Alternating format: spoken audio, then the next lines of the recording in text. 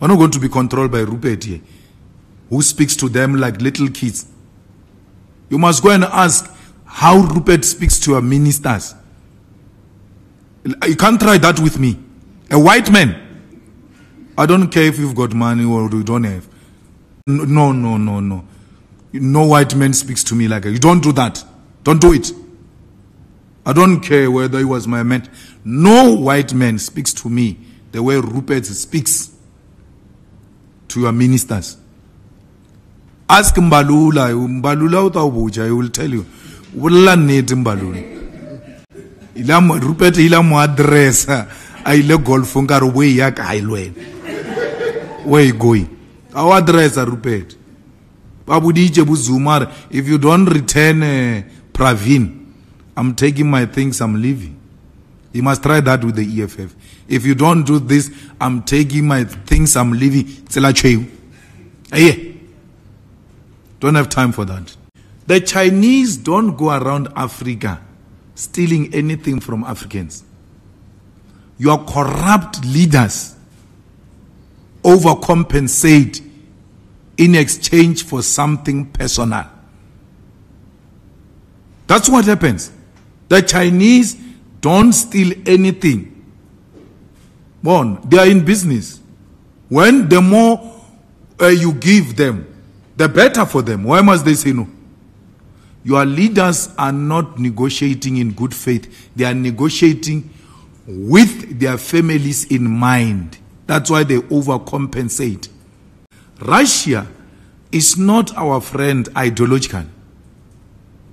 We are with Russia in its fight against Ukraine because we know it's a NATO fight.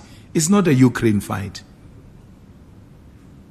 So that NATO can expand its territory and be closer to Russia and undermine Russia. For that, we'll be with Russia because we can't allow territorial expansion of imperialism and colonialism in whatever direction. Because a military base of NATO is an American military base. Seated here, you might not have passed through the hands of a policeman. You might not have passed through the hands of a prison warder. But all of us, we need to reward them for catching dangerous criminals.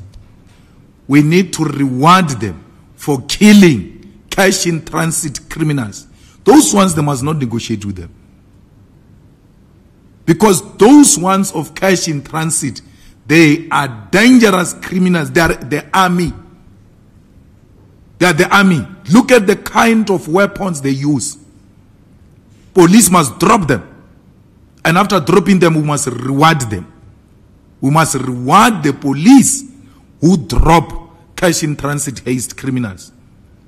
We must reward the police who arrest rapists and investigate that rape case successfully and prosecute it successfully. There must be a reward for that. We don't want tenders. Tenders are a source of corruption. Tender to buy toilet paper. How do you have a tender like that? When you've got a receptionist, when you've got a messenger who can be sent to go and buy toilet paper, tender to buy toilet paper of 20 rand.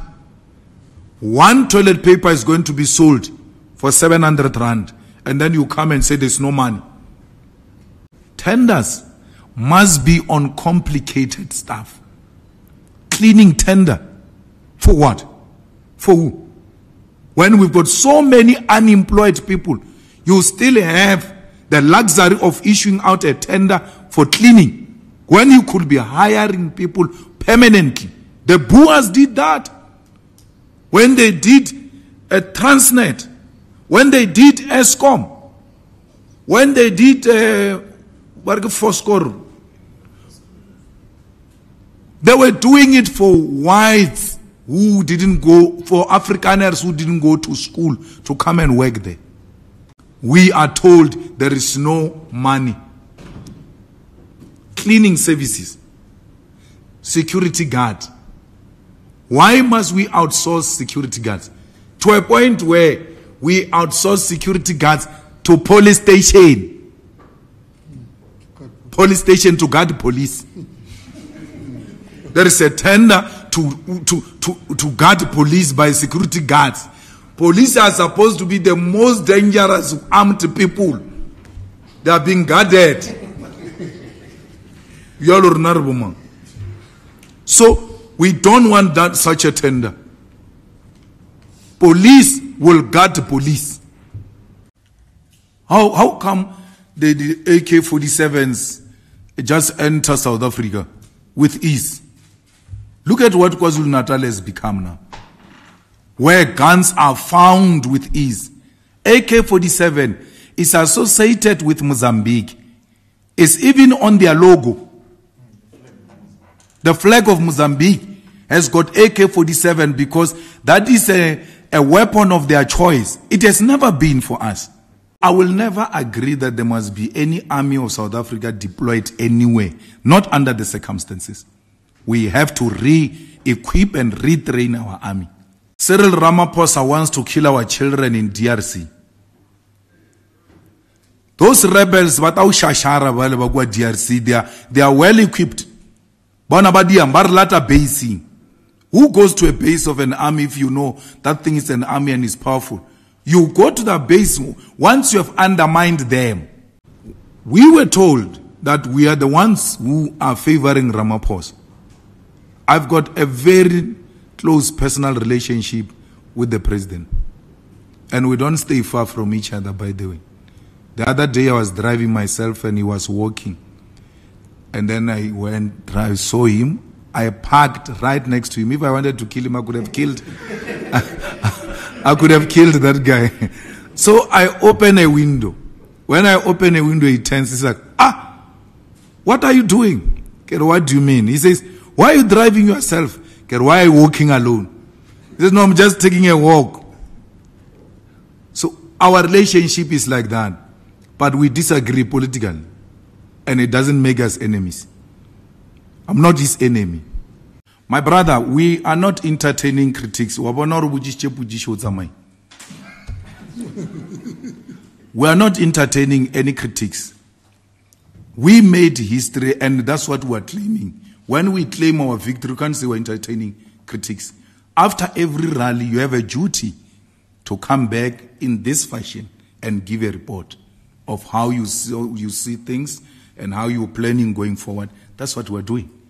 You know, you can say all you want to say about Mbalula, and that's what I must give you a tip about him. The guy never lies. So he tells the truth, mara anattacked. So he tells it not in a tactful way. So that's what gets him into trouble. But at the end of the day, that is the truth. If you remember, Mbalula at the beginning said the ANC is going to get 30%. He said, I will be shocked if the ANC passes 30%. That's when he was starting to be the Secretary General. But you guys forget that he was head of elections before he was Secretary General. So he knew what he was talking about. Aye, man. You and I were asking me about my calls with my ministers. I've got my cabinet in that cabinet, so why are you asking me? It's the conversation between the president and the ministers. They are already reporting already there. I'm receiving reports. So, but they were deployed. People were deployed to check if there is any buzz from outside. And they gave negative report. We are the best. The best. There's no organization when it comes to participation in parliament that is better than the EFF. That's why they removed it now, because they were missing turning that parliament into a bedroom.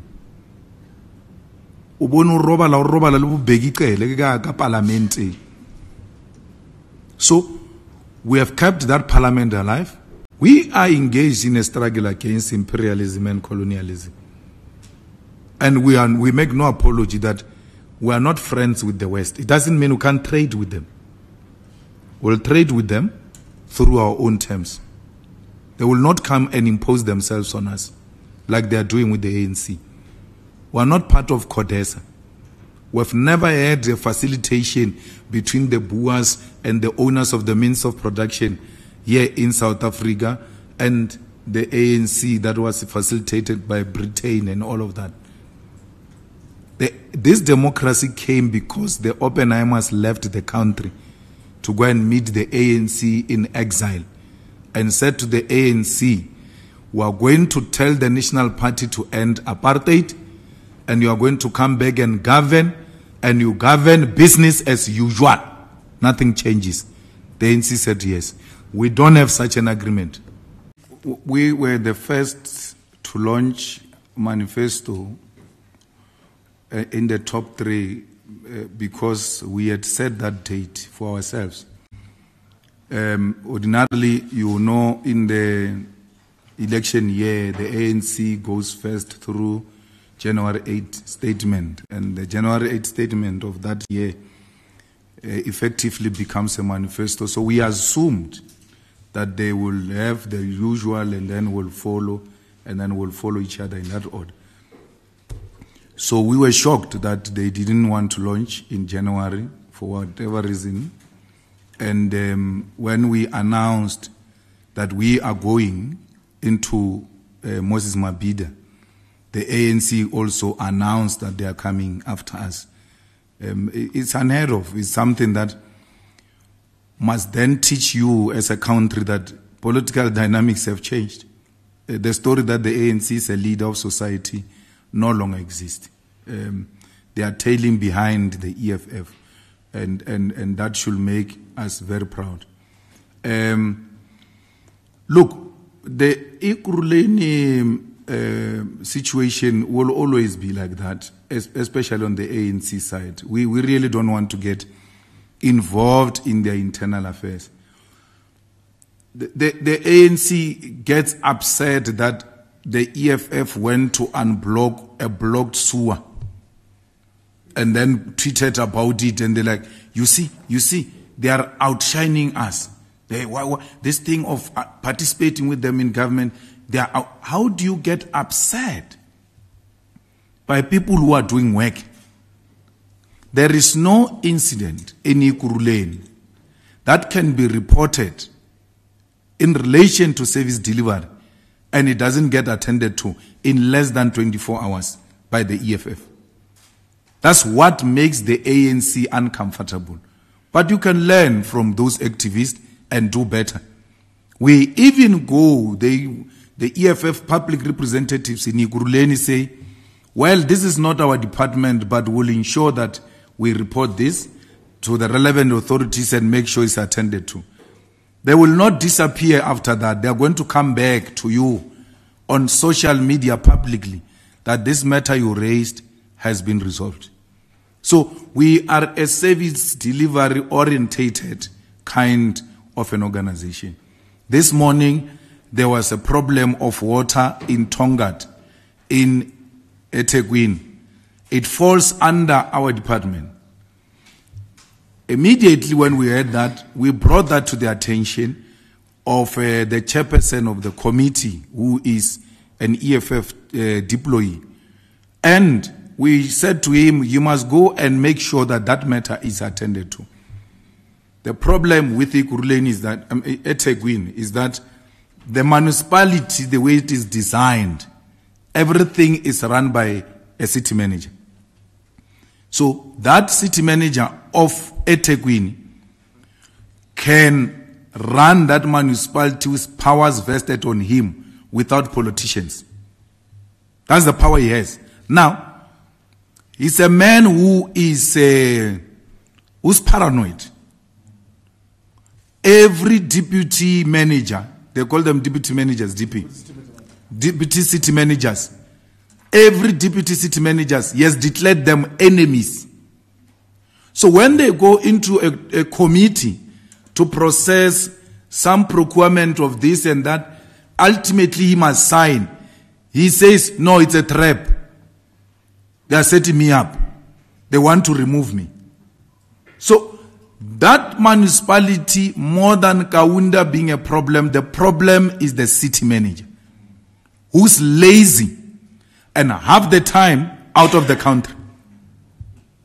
He travels all over. He doesn't take decisions. The committee sit. Our committee is responsible for what? Almost 80% of the budget of eThekwini. We sit with piles and piles of documents that seek an approval of a city manager, because you can't do anything in eThekwini without the city manager. The man is so incompetent and has got no intention to move because everything is a setup. Why can't he go himself to sit in those committees? He's holding service delivery like this on simple issues that can be fixed. The naked eye can see where the problem lies and needs people to come and fix. When it is matters that fall within the municipality and the insourced workers of municipalities can be called to come and attend to those issues, we do so. I went to address a community meeting in eThekwini, and then a mother stood up there and said, there is a sewer that runs into our house and it has been like this for some time now. The chairperson of eThekwini stood there and said, as the mother was speaking, I went behind the truck to call the department. They are on their way. I won't leave here until that matter was solved. He sent me pictures and videos at 2 a.m. that the problem is now resolved. And with him being on site, that is the kind of leadership we are providing to this country. So, Ekurhuleni, there is TK faction. There is Mzwandile faction. The guys were together. Why they fought and they are fighting like this, it's a problem. Then you've got Doctor, who is a convener, who belongs to TK stroke Lisufis faction. Then you've got this one who hates the EFF with passion. Jongezizwe, who works with Mzwandile Masina to sabotage that municipality. If that municipality fails, is Mzwandile Masina using Jongezizwe to sabotage and blocking of a toilet. They don't want that. They even go to an extent of making a presentation in the higher structure of the ANC that participation with the EFF in government makes the EFF shine. How? Njani? Because we all have reps. Why are the EFF reps don't stop ANC reps from doing their work? The guys are not doing their work. They are obsessed with opulence and showing off. That is their life.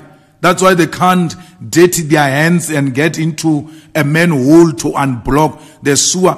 A councillor of the ANC, and you comrades did not even write about it.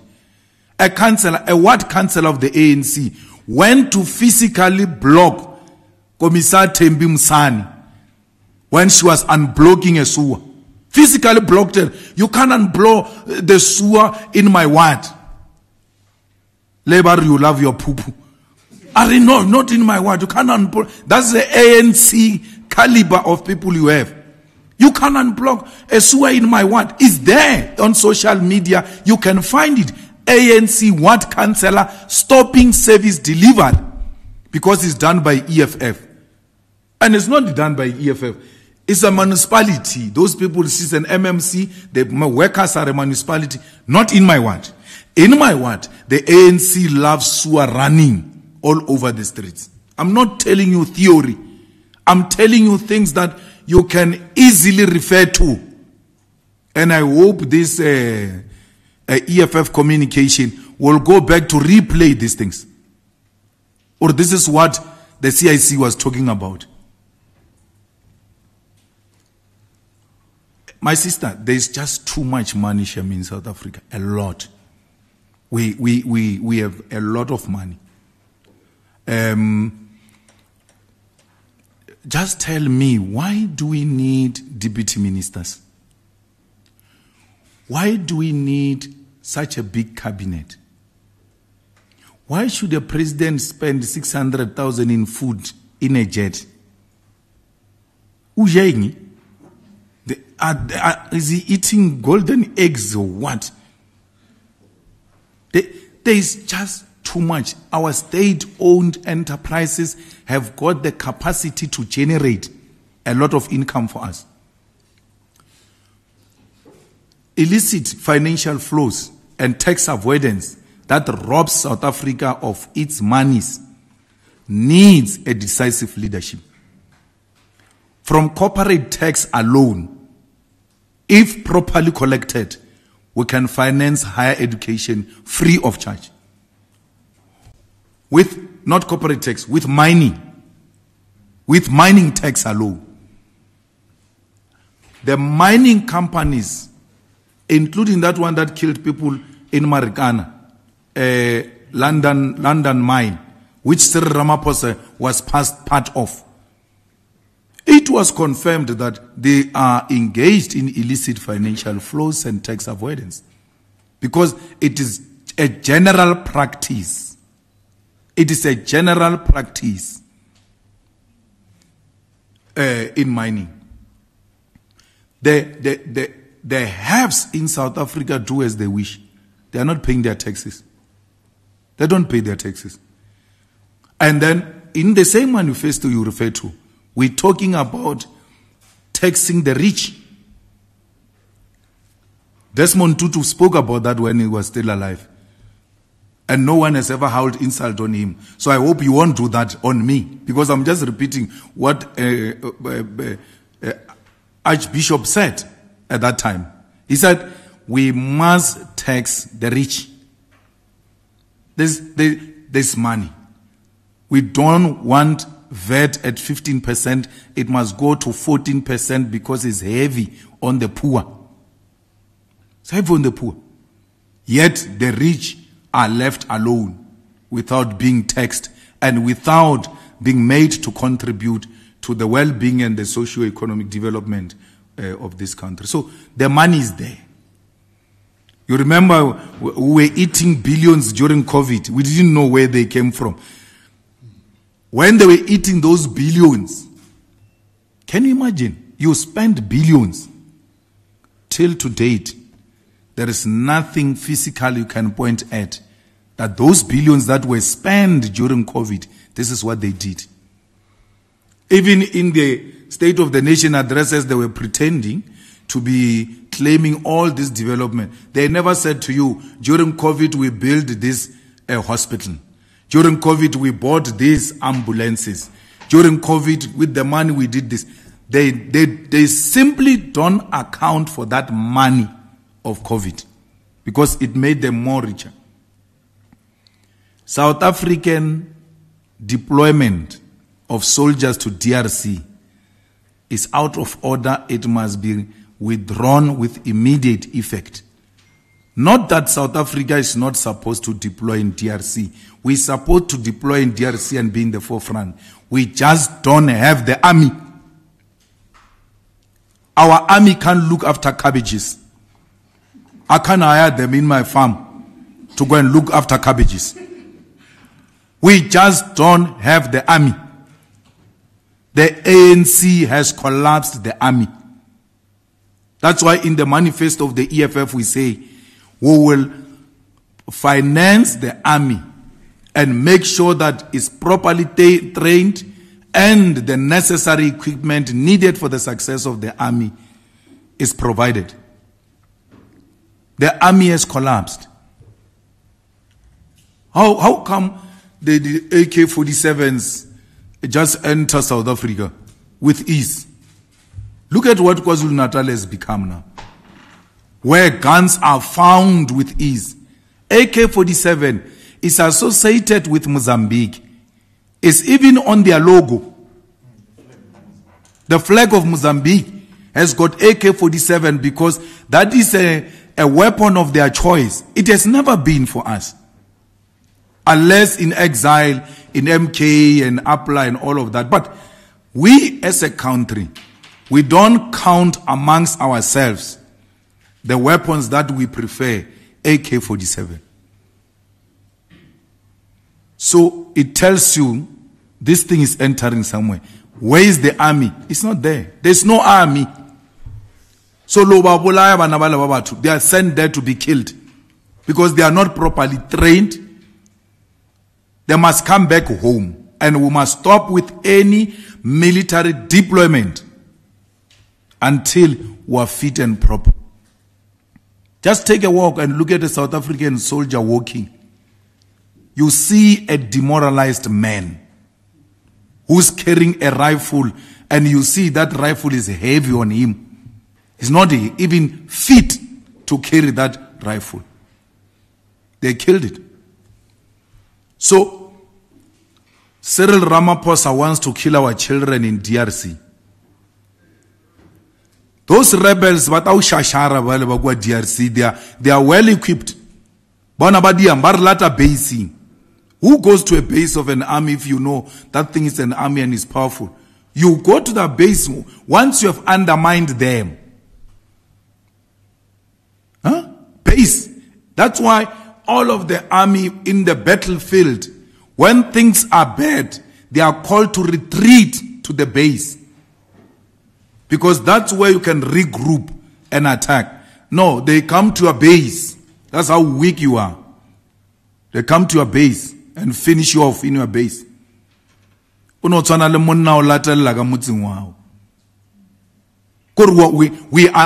undermined to that level. And it's not for the first time. We were beaten in Central African Republic. Also in the base. We are attacked in the base. What kind of an army is this one that get easily attacked in a base? If you are saying you've got the army, and with so much money being used to go and finance the ANC election campaign. Because that's what they are doing. They are sending those soldiers there. The last time, you remember, the soldiers, SG, were complaining that they are deployed, was it July unrest or something? They didn't have food. Yes. They didn't have food. The soldiers did not have food. So who's going to fight with an empty stomach? How are you going to shoot that rifle with an empty stomach?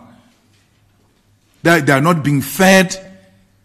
The situation has deteriorated. How do you have a base of the army in Northern Cape burning down without the army having the capacity to extinguish the fire itself? What if it was another country burning our army base? How is there? We're not going to defend ourselves. So many soldiers died in that base because there are no necessary equipment to deal with emergency like that. So, for you to open a lodge, SG, or to open this building, you are always asked, where are your safety plans? And they even want fire extinguisher certificates and all of that. Lodges of South Africa are more safer than army bases of South Africa. Because the army base has got no fire extinguisher.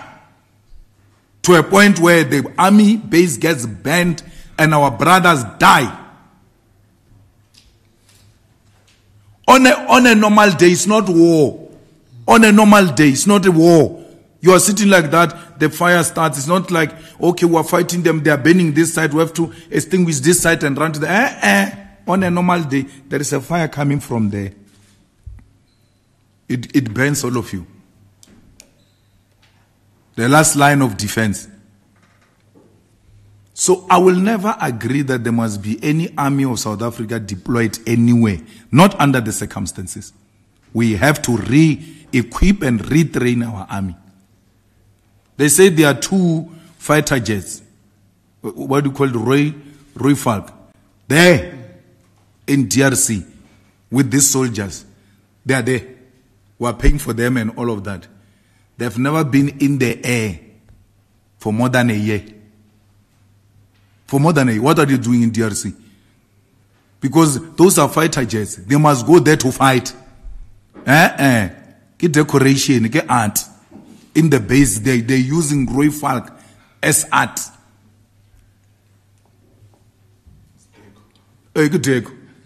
Decoration, plum pot. You take the whole Roy Falk, you turn it into plum pot.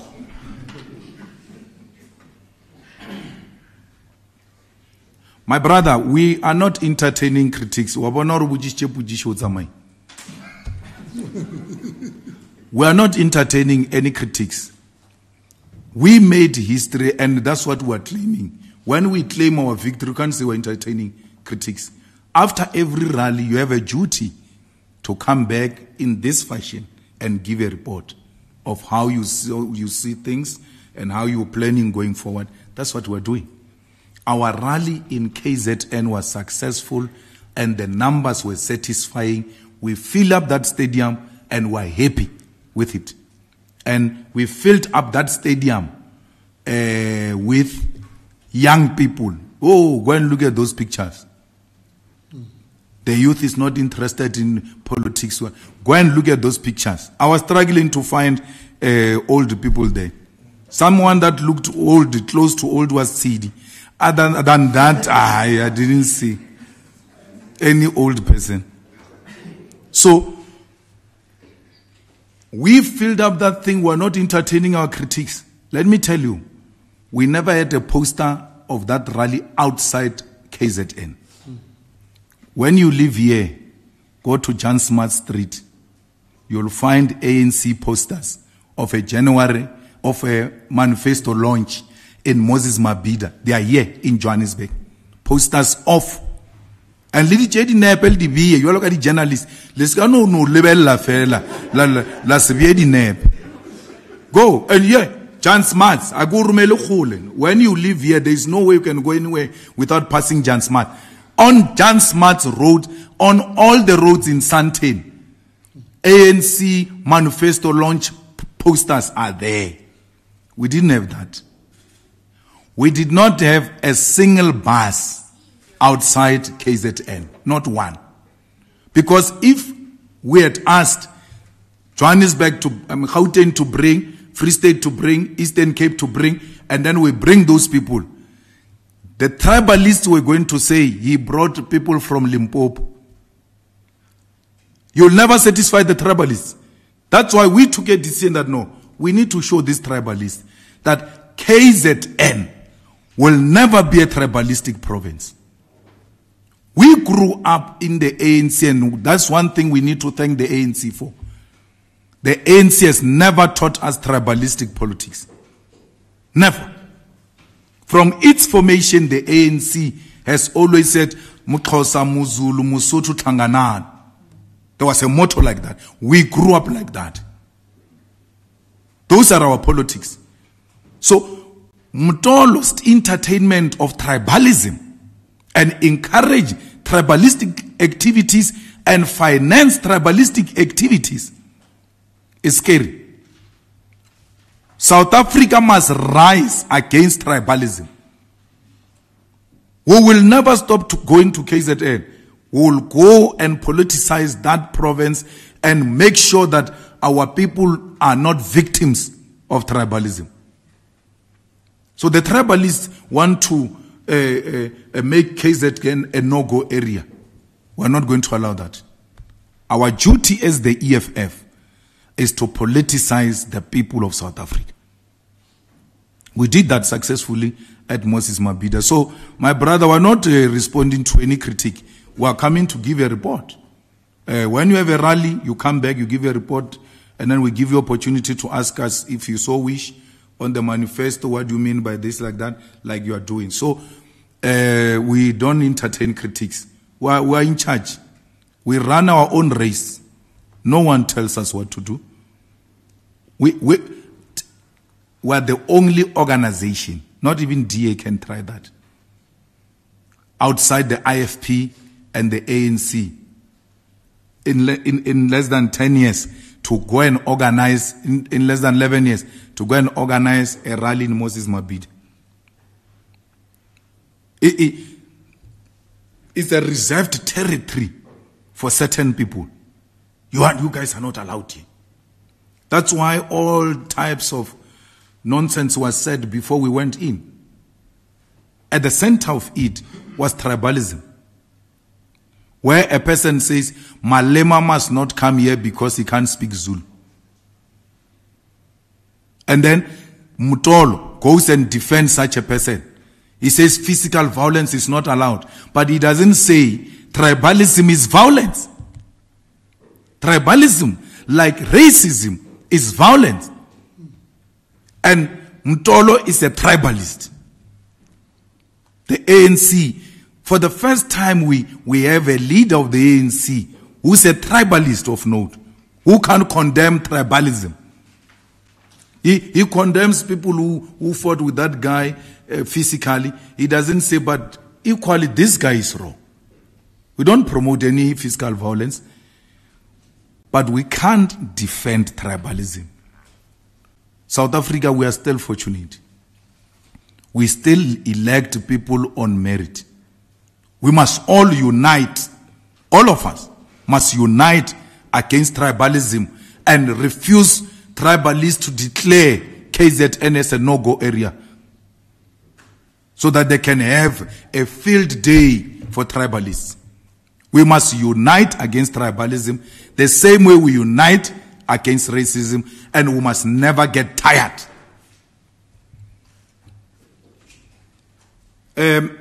My sister, you know, Ipsos only got the election prediction on the EFF wrong in 2014. And not on the EFF only, on everyone. Today, Helen Zille is insulting them, saying, no, they can't listen to Ipsos, they don't mean anything. But argue with her scientifically, Helen, leave those things of Magogo. Let's talk science. These people have never been completely out. They've never been completely out on their predictions. Ipsos told us last year when SG March, last year March, Pella, we call Ipsos to our meetings to come and make presentation. We are not scared of science. They must tell us our own things. They said to us, we don't know what you are doing. We don't know what message you are spreading, but stick to that message. And if you do so successfully, by December, you are going to pass the DA. So when this outcome came, we were not shocked. We were told about it before. The same way we're told about all manner of predictions as they come. Because Ipsos is an internationally credible research institution. Not that thing of DA. Huh? Institution for Race Relations, run by that boy whose mother passed away. She was a member of parliament there on behalf of the DA. What's the name of that boy? He's running that thing. Van Onselen. Yeah. That thing, how do you listen to that thing? It had on its website DA as one of their sponsors. If not, clients or something. So Ipsos does not only to the EFF, to corporate South Africa. All big corporate in South Africa uses Ipsos for research. We are not using, we never gave them money to go and do research. Well, we say to them, come and tell us what you find in your own research. Like the one that you guys are talking about. In our next meeting, they are going to come. And then they will be very critical. Here, these are the issues, here are the issues. They even profile leaders here, there. And then we hear that, we go back, we intensify our thing. We're just going to remove them through democratic means. Whether there is a British observer or a US observer or whatever observer, they are going out. They can call any observer from wherever. No one is coming to rescue them. They are going out. You know, you can say all you want to say about Mbalula, and that's what I must give you a tip about him. The guy never lies. So he tells the truth, mara anattacked, so he tells it not in a tactful way. So that's what gets him into trouble. But at the end of the day, that is the truth. If you remember, Mbalula at the beginning said the ANC is going to get 30%. He said, I will be shocked if the ANC passes 30%. That's when he was starting to be the Secretary General. But you guys forget that he was head of elections before he was Secretary General. So he knew what he was talking about. Then he says to me, let me tell you something, my guy. You see, this guy, Cyril Ramaphosa, saved us in this previous election. If it was not Cyril, remember that time Cyril was, oh, hey, all this good thing, hey, well, good boy, good boy. And you are praising a thug, good boy, good boy. This guy, had this conference gone anywhere and produced a different result, that was the end of the ANC. So now, after that he has an interview, he says, I'll be shocked if we pass 30%. And then he comes, he realizes, I said something I was not supposed to say. Then he's trying to spin it. I was saying, for instance. There are certain examples you don't give. Imagine when you are talking here, for instance, Julius Malema doesn't have 100, you can't say that. Or no, it's example. Even in the example, you can't give example about me like that. There are certain examples you don't do. How do you do example about your party getting a 30%, a ruling party? It escaped him and he was telling you the truth. Mbalula called it before Ipsos. Or, 30%. So it's done. We support the king, and we don't know that decision of what? Ngonya Matras, that the king has made changes and all of that. We'll familiarize ourselves with those things. But Ngonya Matras is his. It's not his. He's not the boss. Yeah, the government is involved. Yeah, the government is involved. I know, Minister of Agriculture, what. But the king is the main guy there. Yeah.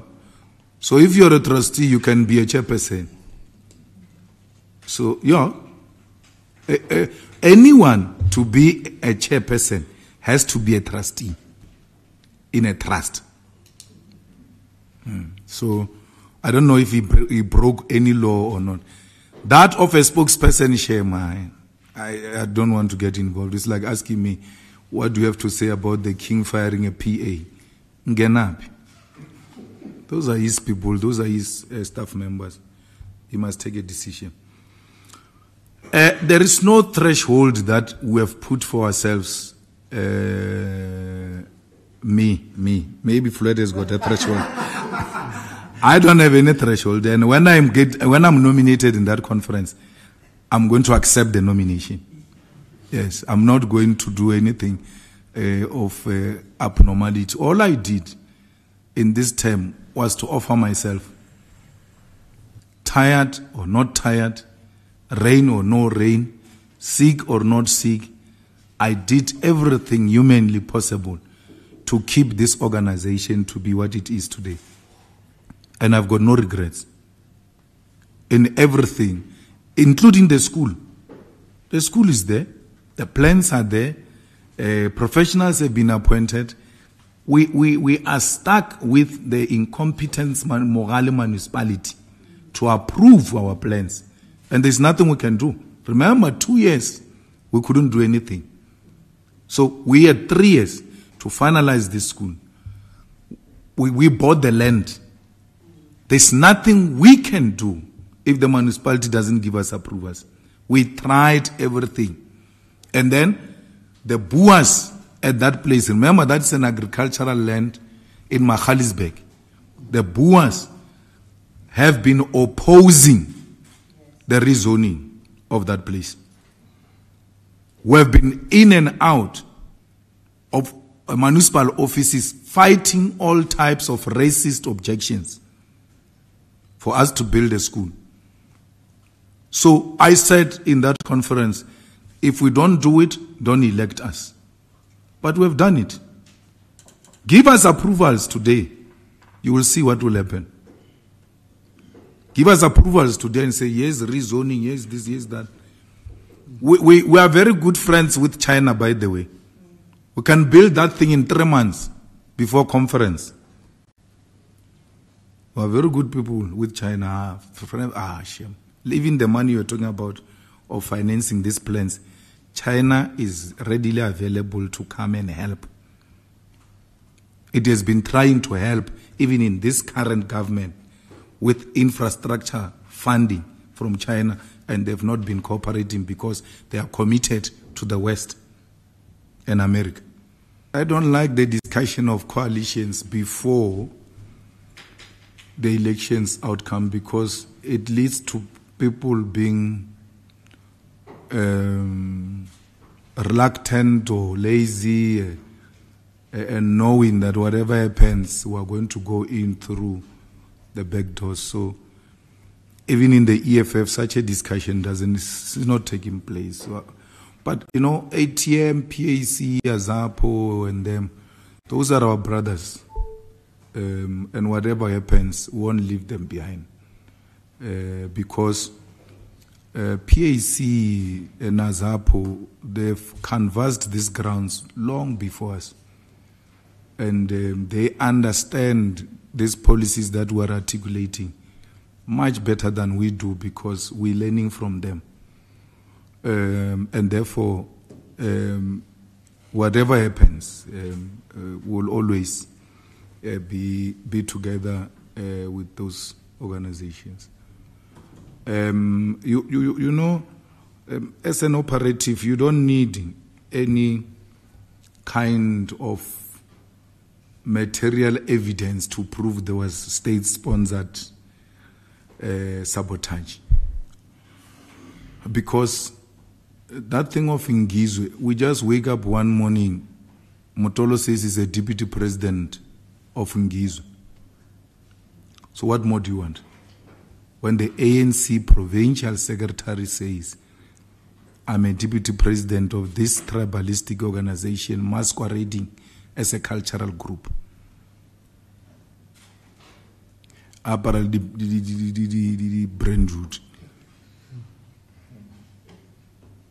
And then he comes, the same organization that he says he's a president of, stone throw away from us, wants to organize illegal event in an attempt to sabotage the EFF, and then we're asked, where is the evidence, when it's just right there in front of you. So, and you know how these things work.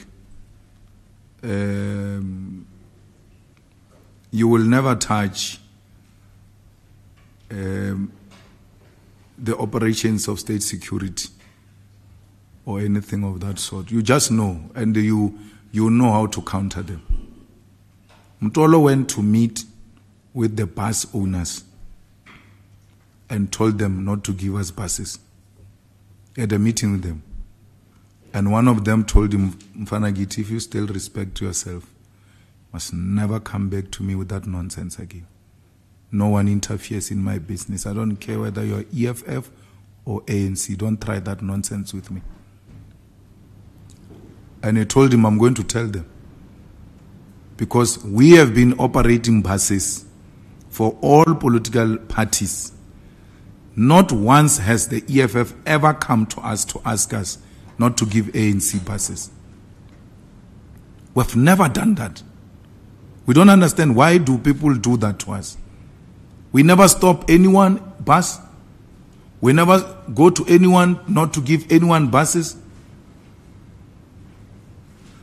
In KZN, where I was organizing community meetings, the ANC organizes a counter right next to where our community meeting is happening. And no one speaks about political intolerance that is caused by the ANC in KZN. A very volatile province, very sensitive province. The ANC wants to start black on black violence. Why do you go to the EFF meeting? Because no one in the EFF organizes a meeting because the ANC has organized a meeting. There is no such a policy in the EFF. That's why there is nothing wrong with those kids of the EFF seeing Ramaphosa in a voting station, going to shake hands with him. There's nothing wrong with that. I do that with ANC members. And then some people who wants to sound more radical than radicalism itself, they say, these EFF people are sellouts. Why are they shaking Ramaphosa's hands? What does that have to do with anything? Here is a man who leads a political party, who's a well-known personality in South Africa, who comes into your station, and then you are going to greet. There's nothing wrong. That is the highest form of political tolerance. The ANC, when you visit a voting station, they go take a baggie. That is not part of anything. Once they know you are coming, they mobilize people to that voting station. You know how the gazebos are done. We do them next to each other and all of that. When you are about to address your people, they pump music. That is political intolerance. Political intolerance is not violence. It's political intolerance that leads to violence. Because if the EFF people say, but our president is speaking, switch off this thing, then they don't tolerate each other like that, then violence starts. Everywhere. And I thought the IFP was the one that was violent in KZN and killing our people in KZN. I think the ANC killed more people in KZN than the IFP. And I think the ANC is at the center of political violence in KZN. Their level of intolerance is extreme. I've never come to experience it anywhere in the country. Anywhere. I've been blocked to enter voting stations before by ANC people. An old man. I know so it's any fashion in and not hunters, a pinkinyana so brutal fruit. Mukhalabo mungwa no brutal fruit mimuka mukhalab ka long term ya brutal fruit akasene. You know, I just went to him. I said, let me tell you, you can go jump up and down. I'm going to enter. I'm not going to live here without entering this place. He finished that long term of brutal fruit. For sure, he was still going to procure more. Then I entered there. Because those people of the ANC, they get bought with alcohol. So the level of intolerance in that place by the ANC, it must be reported to the IEC, and Mukwanazi must nip it on the bud if he wants to control that province. Especially now, with new developments of a new political party in KZN. We've already seen videos where they were destroying the gazebo of MK. You will never see this fascist organization, this reckless organization, this useless organization called EFF engaged in such activities. We don't. We don't. You can say whatever you want to say about us. We don't. We exercise maximum discipline in everything else we do.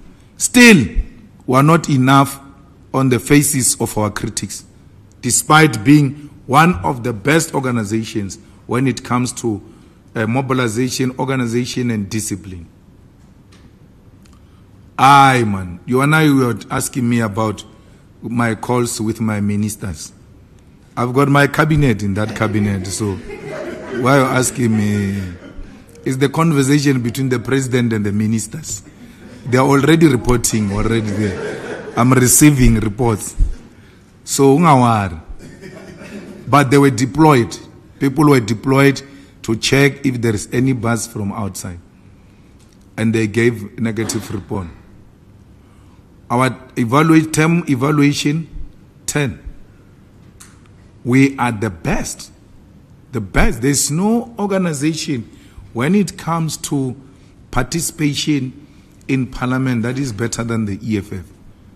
That's why they removed it now, because they were missing turning that parliament into a bedroom. So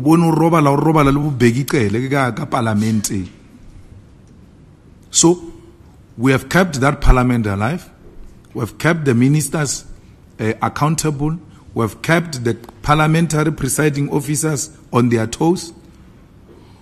We have put proposals before that parliament on how we can improve legislation in the country. We write laws. And they sabotage us. I mean, the law on establishment of a state bank, it's ours. And the good thing with parliament is that the records are there. So, parliamentary oversight, number one. There is no parliamentary oversight where you can't find the red overalls. We are at work. And that's why these South Africans are now saying, we think there must be number one. If they can't be number one, there must be number two. Because they've made that observation. Let's take Gauteng, for instance. The ANC issues a statement that our provincial secretary is earning money from Gauteng legislature, and he has never been to the legislature. We say to them, Parliament thinks the good thing about them, they are public records. Go and retract that record.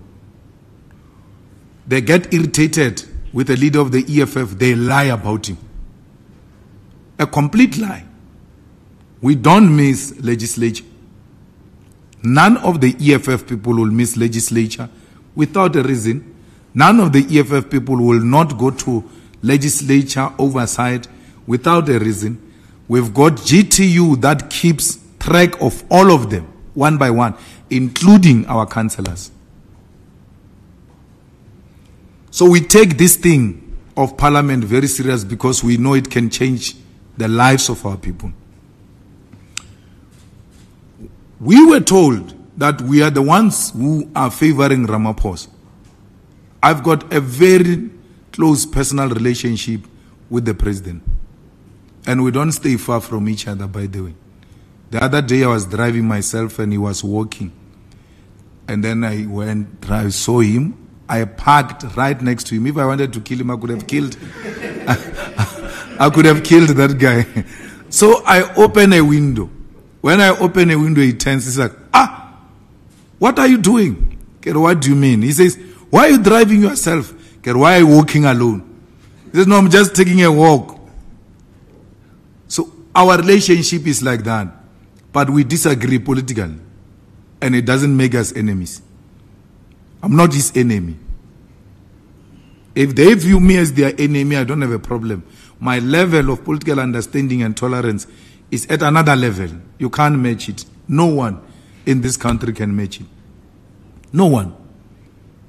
You can disagree anyhow you disagree with me. You can insult me anyhow you want to insult me. I will still be your friend. I know what Muzwandile Masina is doing in Ikuruleni against the EFF and all of that. But I won't miss his funeral if he dies. I'll be there to bury him as a brother, despite our political differences. Because I must differentiate the two. So that's the kind of leadership you get when you interact with the leadership of the EFF. Politically, very sharp, robust, fearless in character, but very good at heart. We love our people. We love our people, and we can't say we love our people and have personal hatred with the people we disagree with. No, we don't want to. We don't wish them death. Load shedding can end in 6 months. Brian Molefe is waiting, ready. Mashela Koko is waiting, ready. And many other professionals, including the current CEO, by the way, of Eskom. He's a man that can get the job done. He will need to invite the best engineers, including the old man who was the CEO before, Maroka. When you are in crisis, you bring out your best of the best, including those who are in retirement. He just said he was on retirement. He got invited back to come and help. You go and look for the best. We don't have business in making money in Eskom. That's why we don't care who's going to be what, because we don't want tenders in Eskom. We don't want tenders in Eskom. We want to give our people electricity. So the coal stations are going to be used. I hear you saying, no, in your manifesto you're acknowledging those agreements. Those agreements, we'll see them after. What is number one? Load shedding must end. And anyone who's going to tell us about agreements must tell us, what do we do with this crisis? We have a crisis now. We can't wait for wind. We can't wait for an alternative. We are going to use coal and we are going to service our power stations. It's going to be compulsory to service our power stations. Until we are stable, then we can listen to these many noises. We are not opposed to them. Mara snenkinga. We have to solve the problem now. And that's what we're going to do. We will solve it, my brother. There's nothing we have ever said we'll do and won't do it. We'll solve it. If it means permanent deployment of ministers and the president to the power stations to work from there, they will go and work from there. I'm not that kind of president like Ramaphosa who goes and find that thing of Hammanskraal not working. That thing that's supposed to give water treatment plant. Yeah. Rooiwal. Ramaphosa goes to see Rooiwal after the people died in Hammanskraal. That's a crisis. He comes back and he says, I'm going to solve this problem. He comes back. There's no any problem solved.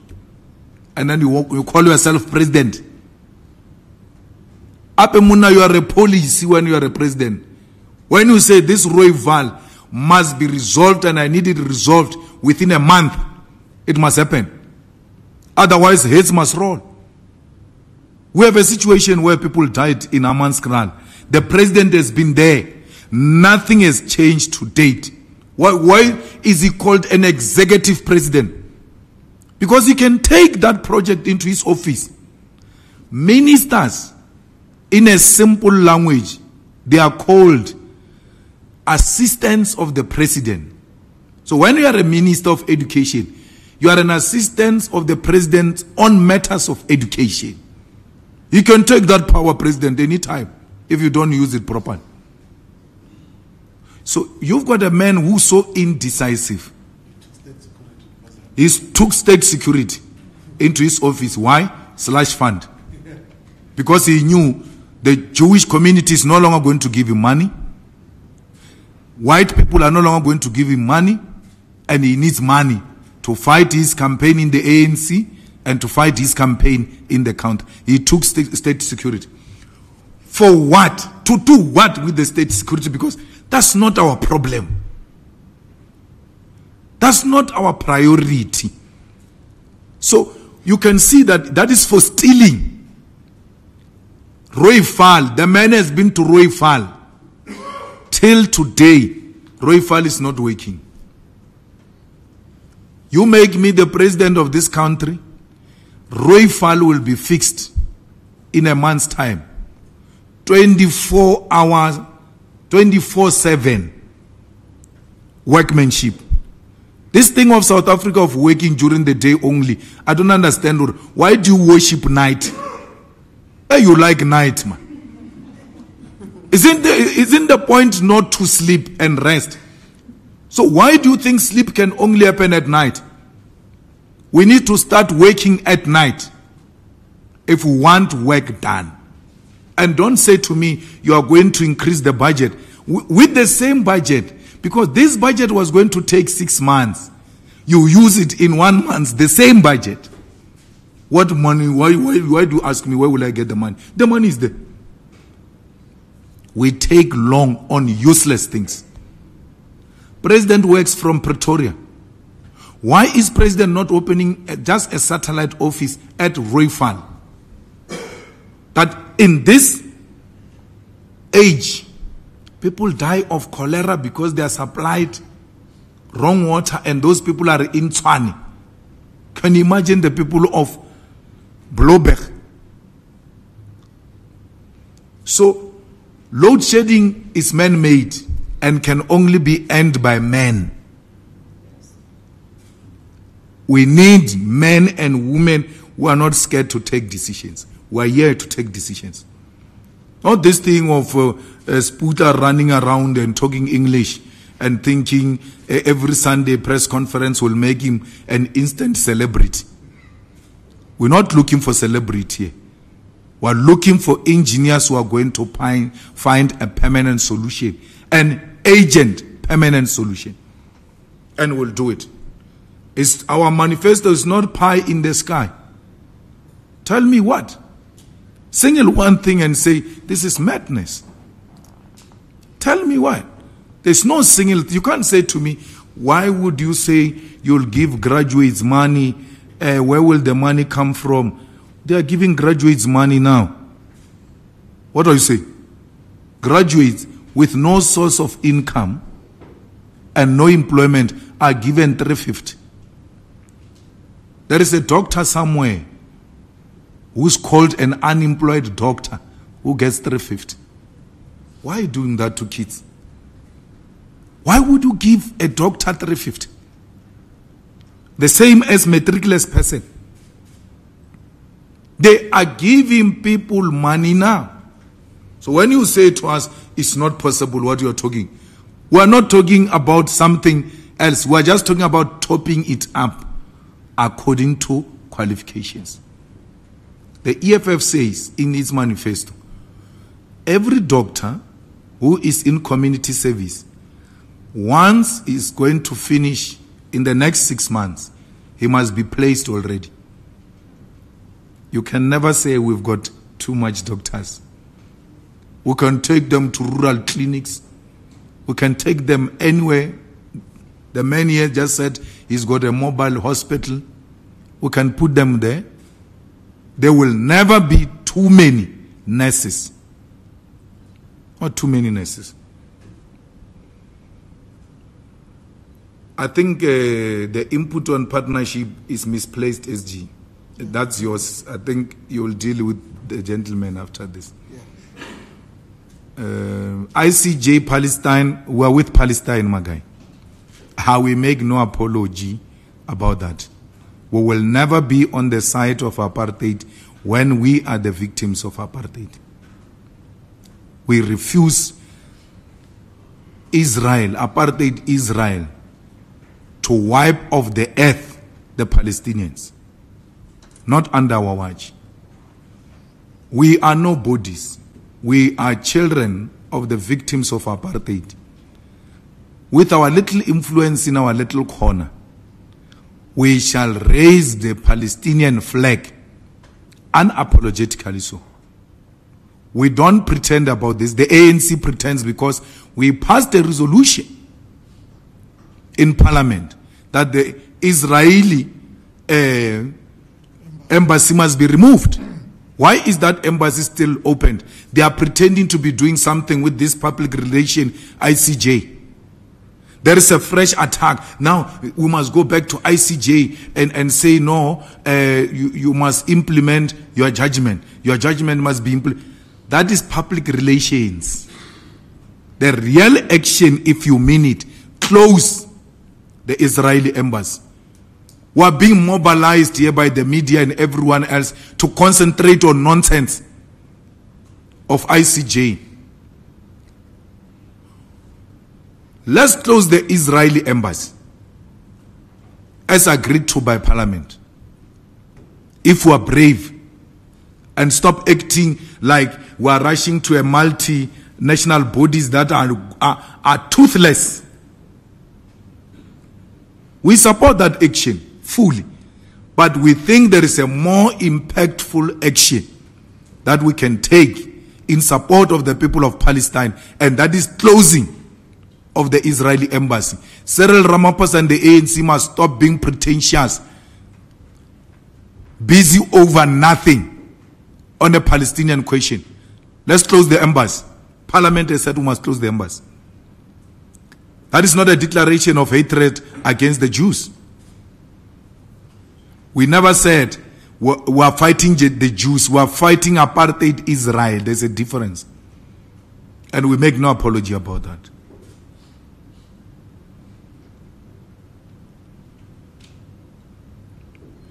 There was a question about prediction. Huh? Yes, elections. When do you think the elections will take place? Oh, the date. Yes, yes. Aye, this guy is hiding the thing. He's not talking. He's not budging. I don't know. He thinks he can buy himself some time. Look, let's to see that you are dealing with a crook. Look at 2019. It's 2019, right? 2019 election was announced during the state of the election. You know, the state of the nation. The election date was announced during the State of the Nation address in 2019. You know why he did that? Because he was still hot at the time. He knew, I can't postpone this. I must hit. Well, the iron is still hot. He announced it because he knew, all ratings were like the mayor. Now all ratings are like, Namba Mkondo. But no, let's buy ourselves some time. Maybe these guys will create a mistake or something, and then this thing becomes more expensive for us. Because after we launch a manifesto, you must immediately release a poster which has got election date. Because as you give people the theme, you must also give them the date so they internalize it. And then they make their plans and all of it. I'd say, maybe they announce it today, we don't know. But the guy is refusing with the date. And we can only wait. Then if he wants to go beyond March, the Constitution allows him. It looks like he's got until August. Until then, there's nothing we can do. And if he takes this election to August, things will be worse in this country. My guy, why should we care about whether there will be retaliation from the West? We are engaged in a struggle against imperialism and colonialism. And we make no apology that we are not friends with the West. It doesn't mean we can't trade with them. We'll trade with them through our own terms. They will not come and impose themselves on us like they are doing with the ANC. We are not part of CODESA. We've never had a facilitation between the Boers and the owners of the means of production here in South Africa and the ANC that was facilitated by Britain and all of that. This democracy came because the Oppenheimers left the country to go and meet the ANC in exile and said to the ANC, we are going to tell the National Party to end apartheid, and you are going to come back and you govern business as usual. Nothing changes. The ANC said yes. We don't have such an agreement with the West, with America, with the Oppenheimers. We don't know the Oppenheimers. Now when I saw the Oppenheimers for the first time, was there at Prince Mangosuthu Buthelez's funeral. I was like, this guy is a big guy. Even the Oppenheimers get out of their house to come and bury him. And the way they were so in charge, they were not sitting down in a funeral. They were going up and down. O gotta get the weight. So, get my Floyd Agero Batsiba, Gaba Vijaga Mainar, Woke Mamang, okay. The Oppenheimers themselves, the owners of South Africa. So we have no time for those people. We are going to reclaim our country. We are going to work with the Oppenheimers. We are going to work with Rupert through our own terms. He won't tell us what to do. He's a respected businessman. The Oppenheimers are respected business people. But it can't be business as usual. Something has to give. We're not going to be controlled by Rupert here, who speaks to them like little kids. You must go and ask how Rupert speaks to your ministers. You can't try that with me. A white man. I don't care if you've got money or you don't have. I used to have a white mentor in Polokwane called Jimmy Contompelitos or something. One day he spoke to me in a bad way in a meeting. I said, you must never try that. He thought I was joking. I stood up. I said, no. No white man speaks to me like that. You don't do that. Don't do it. I don't care whether he was my mentor. No white man speaks to me the way Rupert speaks to your ministers. Ask Mbalula. Mbalula utawubuja. He will tell you. Wala need Mbalula. Rupert ila mo address I le golf ngaro way ya ka ilwe. Where you going? Our address Rupert. Babudije Buzumar, if you don't return Pravin, I'm taking my things, I'm leaving. You must try that with the EFF. If you don't do this, I'm taking my things, I'm leaving. Don't have time for that. China, Russia, we're going to work with them on our own terms. The Chinese don't go around Africa stealing anything from Africans.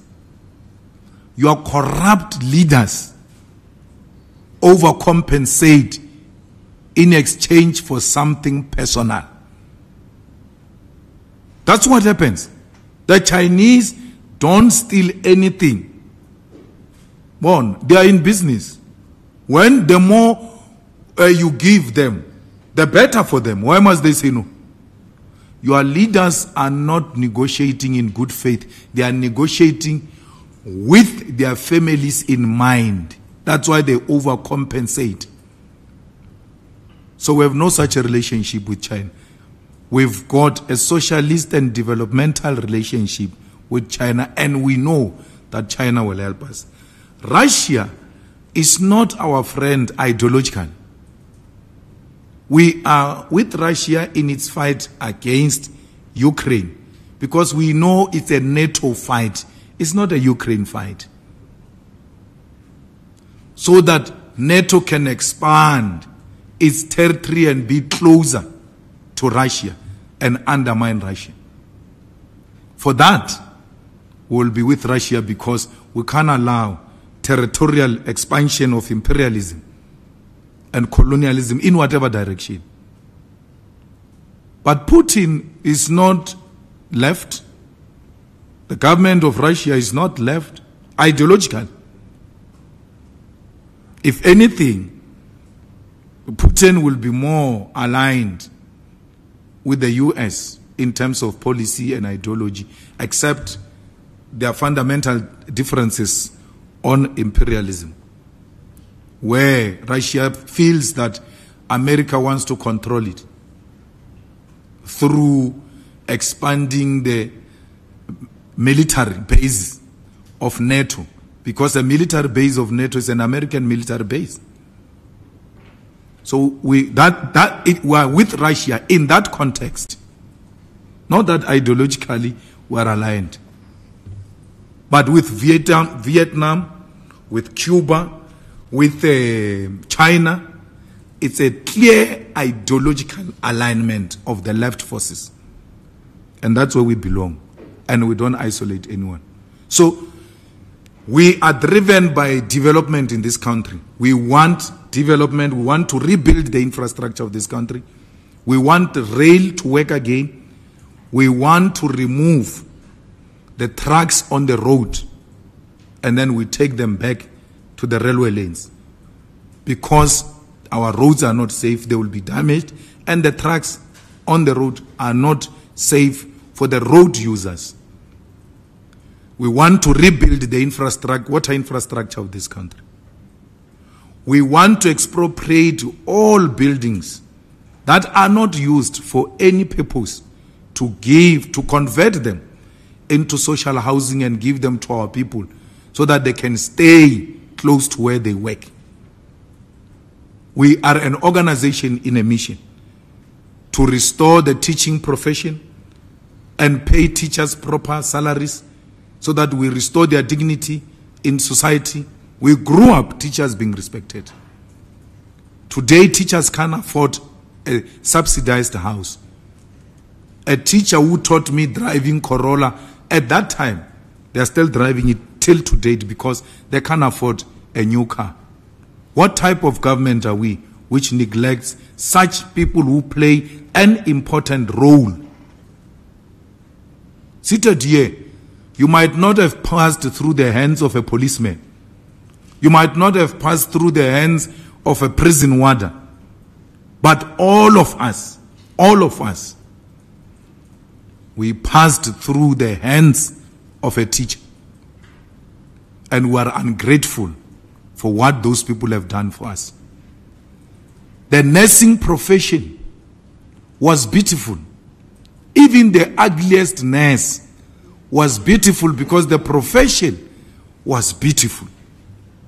Nicely paid. The nurses nicely dressed. The nurses' faces welcoming. Not these ones that we're seeing now, who speak to you like you are about to be beaten. Because their anger comes from the conditions they work in. And worse, in those conditions, they are not paid anything. The policeman who chase after dangerous criminals. Here is a criminal who stole 20 million cash. You go catch the criminal. He says to you, "I take 2 and leave." And then you remember that this could be between me and the poverty at home. They get tempted. We need to reward them for catching dangerous criminals. We need to reward them for killing cash in transit criminals. Those ones, they must not negotiate with them. Because those ones of cash in transit, they are dangerous criminals. They are the army. They are the army. Look at the kind of weapons they use. Police must drop them. And after dropping them, we must reward them.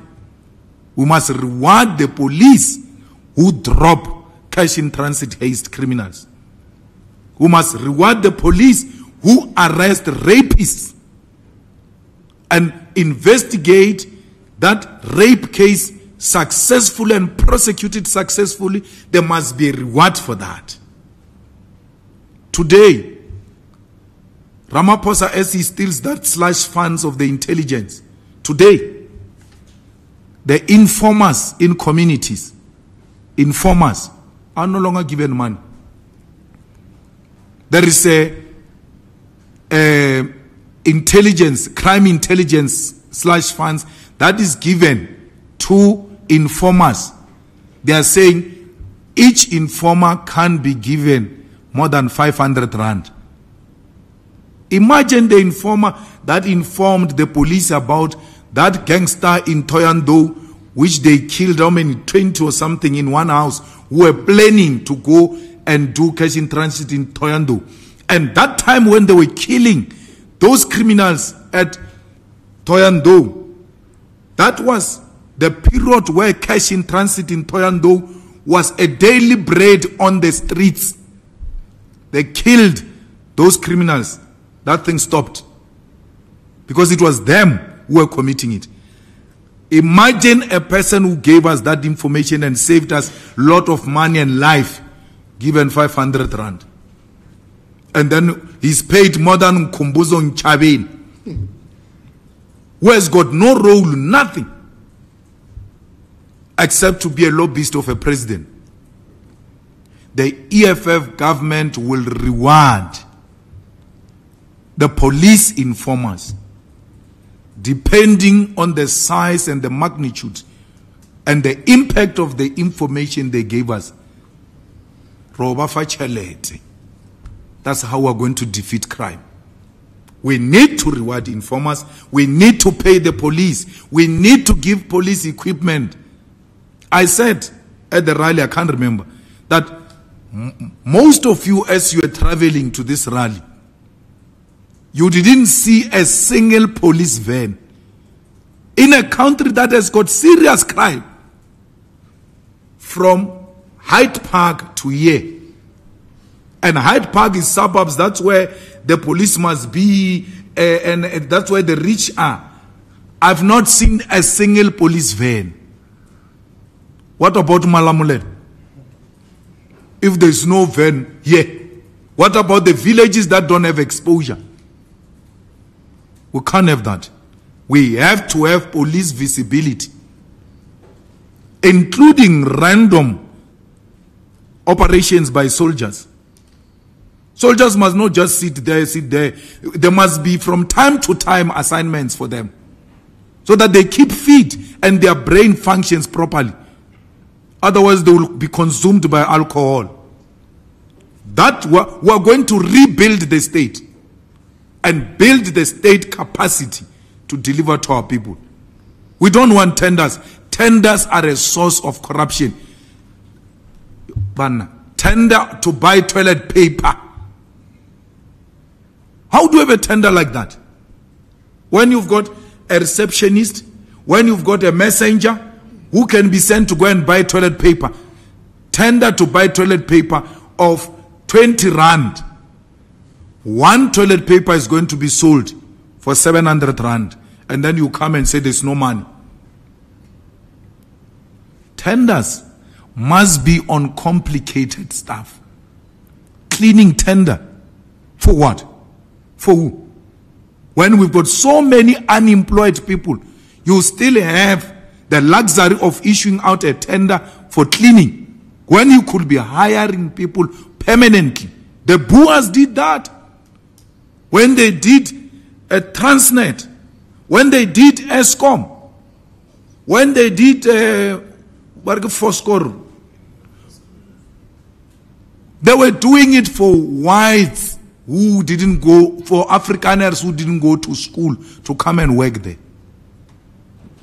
We don't have a plan about these unemployed people because we are told there is no money. Cleaning services, security guard. Why must we outsource security guards? To a point where we outsource security guards to police station. Police station to guard police. There is a tender to guard police by security guards. Police are supposed to be the most dangerous armed people. They are being guarded. So we don't want that such a tender. Police will guard police. Especially these ones who are graduates from college. That's where their training is going to come from. That's where their practicals are going to come from. So we are an organization on a mission. All of these, comrades, it will be done with political will. You just need someone who's got a will to do it. We'll do it. We'll have the best run SABC. Not a politically manipulated SABC. Not a politically biased SABC. We need men and women of professionals to run that institution because we don't have money for it. We can't give it money. It must generate enough for itself. But people can only advertise in that SABC if it's objective. And objectivity will attract viewership. And with viewership is advertisement. No one will be asked. Imagine, you run a campaign for people to pay license. My wife was reminding me that she's going to renew her disc license for the car. She doesn't want anyone to remind her of that. Why? It's useful for her. So she knows she must go and renew it. No one must remind her, because this is useful for her. If TV license becomes useful to us, and we know what we are paying for, who must remind us to pay for TV license? When we've got responsibility as communities and society, and we see value in that, we'll revive the SABC. We'll make it work. We'll make PRASA work. We'll make Transnet work. We'll make SAA work, because we don't want profit out of SAA. We want it to generate sufficient funds to run itself. We don't want to use it for money. It's not why it was created. It was state intervention in transport, in that means of transport. Because if we don't have state-sponsored airline, only the rich will fly. All of us to reach Cape Town, that train which gets stuck all the time, we're going to be subjected to it. Only whites will fly if there is no state intervention with the SAA airline. SAA is still running today. They said they bought it with 57 rand. I can't tell you seated here, go and book SAA flight. If you want to be late with 3 hours, 3, you enter SAA flight at 7, you leave at 10. Now, yet we're told it's being outsourced so that it can be better. The SAA is worse than what it was under Dudumien. Just book a ticket and go into that thing. And the problem, once you book in the bag, you can't get out. Now I try to leave Urai. I'm leaving, but the problem, maybe you want to leave a bomb here, especially when. So, why would the SAA not work with so much interest? Not only in the continent, not only in the province, in the country. The continent and the world at large wants us. We were the best airline. If we were the best airline then, we can still be the best airline now. If men and women who are willing to run this thing are there. Not for profit, not for corruption, but for state development. Today, in all of this poverty, where is the Minister of Finance? What does the Minister of Finance have to say? There's nothing that is running properly. And you have no Minister of Finance. And your president, who's indecisive, has got no capacity to move on the guy and get the best man for the job.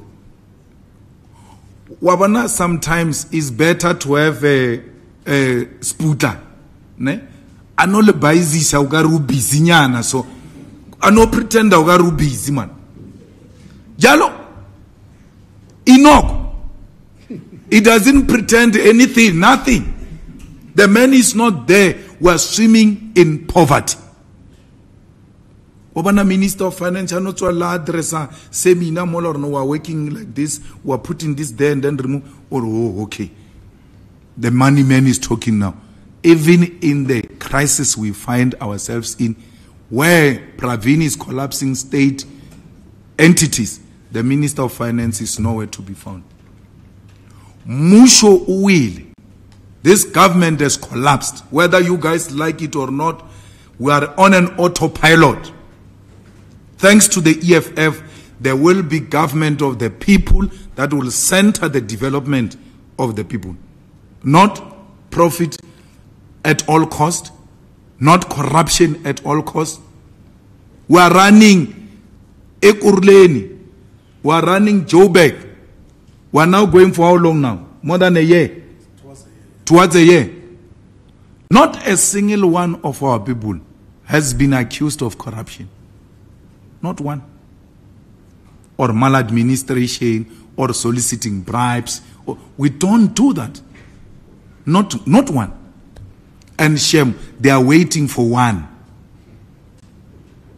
Not they are waiting for one. You are waiting for one. Thank you very much.